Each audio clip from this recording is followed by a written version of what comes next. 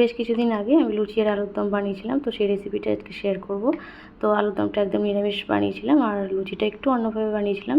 তো এইভাবে বানানোতে লুচিটা খেতে ভীষণ ভালো হয়েছিল। তো চলুন শেয়ার করি। তো প্রথমে লুচি বানানোর জন্য আমি এখানে কটা সেদ্ধ আলু নিয়েছিলাম, মানে আলুর দম করেছিলাম লুচির সাথে, তো সেখান থেকে কটা আলু নিয়ে নিয়েছিলাম আমি। আর সেই আলুটা একটা গ্রেটারের সাহায্যে গ্রেট করে নিয়েছিলাম। আর সাথে এক বাটি ময়দা, স্বাদ মতো নুন, স্বাদ মতো চিনি, সামান্য চিলি ফ্লেক্স আর কাসুরি মেথি দিয়ে আর সামান্য কালারের জন্য হলুদ দিয়ে ময়দাটাকে একটুখানি শুকনো শুকনোই মেখে নেব। আর শুকনো মাখা হয়ে গেলে, মানে হালকা ময়ম মতো হয়ে গেলে, তার মধ্যে সামান্য পরিমাণে অল্প অল্প জল দিয়ে একটা ভালো স্মুথ মানে নরম ডো তৈরি করে নেব। আর এরকমভাবে অল্প অল্প করে জল দিয়ে, একেবারে জল দেবো না, মাঝে মাঝে অল্প অল্প করে জল দিয়ে এরকম স্মুথ একটা ডো তৈরি হয়ে যাবে। আর ডোটা তৈরি হয়ে গেলে ওপর দিয়ে সামান্য পরিমাণে সাদা তেল দিয়ে ওপরটা তেল মাখিয়ে নিয়ে চাপা ঢাকা দিয়ে 10 মিনিটের জন্য রেস্টে রেখে দেবো।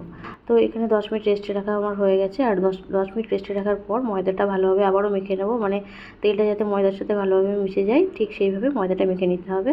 তো ময়দাটা ভালোভাবে মাখা হয়ে গেলে লুচির যেরকম আমরা লেচি কাটি, মানে একদম ছোটো ছোটো করে লেচিটা কেটে নিতে হবে। আর এরপর হাতের তালুর সাহায্যে গোল গোল করে করে সেটা লুচির মতো করে বেলে নিতে হবে, মানে গোল আকারে বেলে নিতে হবে।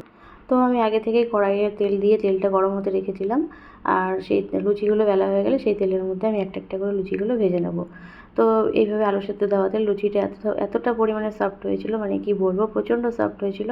আর খেতেও ভীষণ ভালো হয়েছিল। তো তোমরা যারা এইভাবে এখনও খাওনি, একবার ট্রাই করে দেখো, আশা করি ভালো লাগবে। আর আমার তো ভীষণ ভালো লেগেছে, একবার ট্রাই করে অবশ্যই দেখো।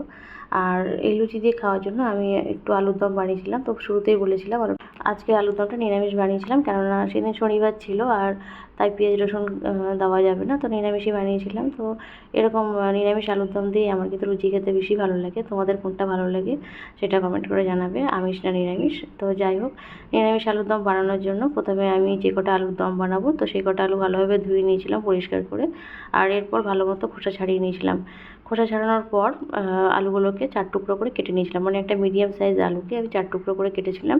তো তোমরা চাইলে আর একটু বড় বড়ও রাখতে পারো, তো আমি খুব একটা বড় রাখিনি, মিডিয়াম সাইজ করেই কেটে নিয়েছিলাম। আর এরপর আলুগুলোকে আমি একটু সেদ্ধ করে নেব, মানে সামান্য পরিমাণে নুন দিয়ে একটু সেদ্ধ করে নিয়েছিলাম। আর এরপর জল ছেঁকে নিয়েছিলাম। আর গ্রেভির জন্য সামান্য পরিমাণে দই নিয়েছিলাম। আর দইয়ের মধ্যে জিরের গুঁড়ো, ধনের গুঁড়ো, লঙ্কার গুঁড়ো, সামান্য চিনি দিয়ে সেটার একটা পেস্ট বানিয়ে রেখেছিলাম। আর এরপর টমেটো, আদা, কাঁচা লঙ্কা সেটারও একটা পেস্ট বানিয়ে নেব। আর বানিয়ে নেওয়ার পর কড়াইয়ে পরিমাণ মতো তেল দিয়েছিলাম। তেলটা গরম হয়ে যাওয়াতে আলুগুলো দিয়ে দিয়েছিলাম।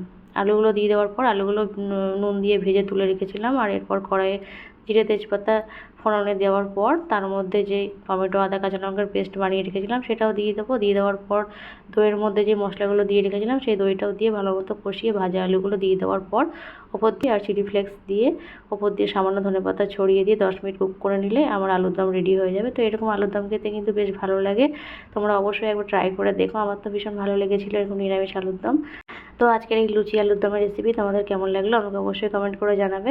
আর আবারও দেখা হবে নতুন একটা ভিডিওর সাথে। ততক্ষণ তোমরা ভালো থেকো, সুস্থ থেকো, টাটা।